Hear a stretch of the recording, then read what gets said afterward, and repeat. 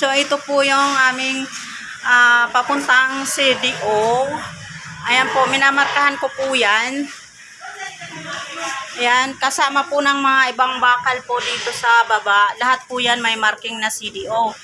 Yan, pati mga sahig po. Pero yung sahig, isa lang ang minarkingan ko. Nilagyan ko lang ng 10 pieces. Tapos, yan, ito pong mga box, itong sako. Meron po yan mga marking na CDO. At saka yung mga bakal po na, yan, mga maninipis. Nakabilong naman po yan doon sa naunang karga sa may bandang unahan. So, yan po. Bali, ang kulang na lang po namin dito, hinintay pa namin yung panghagdan. So, i-deliver pa lang po. At ngayon po ay, ayan, may mga marka po yan, sir. Yan, lahat po yan. Tapos, ang kaibahan po ng panel, wall panel ng CDO ay corrugated siya. Ayan, may mga guhit-guhit. Yan, yung sa wall panel. Pero sa kisame, parehas din po ang pang CDO at saka pang Cebu sa kisame. Kaya ito, kompleto may CDO lahat yan. Mga kisame na yan. Yan. Tapos, ayan po, nagsimula na po kami ng papuntang Cebu. Ayan. May mga Cebu na naman po ang ilalagay ko dito sa dalawang unit po. Okay? So, mamaya po, Sir Ed, update po kita kung patapos na kami. Naghintay pa po kami ng aircon. Ay, yung aircon pala, ikarga na dito sa, CDO. Ayan, yung slotted po ito ng papuntang CDO. Mayroon din pong marking ang CDO. Mamaya po, ito po yung sa Cebu. Ayan po yung packing list. Labo. Pero picturean ko po ito mamaya para ipasa po sa inyo, sir. Fluorescent at iba pang mga accessories ng electrical at mga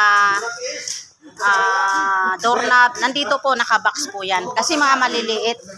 Sabi po ni Sir Joseph, pupunta siya dito pero hindi na namin siya mahintay para gawin namin tong pagkarga. Ayan, nakarga na po. Doon nakabilong po sa CDO. Ayan, dahil para sa CDO po yan. Ayan, po yung mga linoleum po na para sa dalawang unit ng CDO. So, ayan yung mga aircon na para sa CDO, dalawang 1.5 po yan na window type. Ayan, may mga marking din po yan, sir. Ayan, so proceed tayo dito sa pagkakarga ng Cebu. Ayan, mga bakal dito para sa dalawang unit ng papuntang Cebu. Ayan.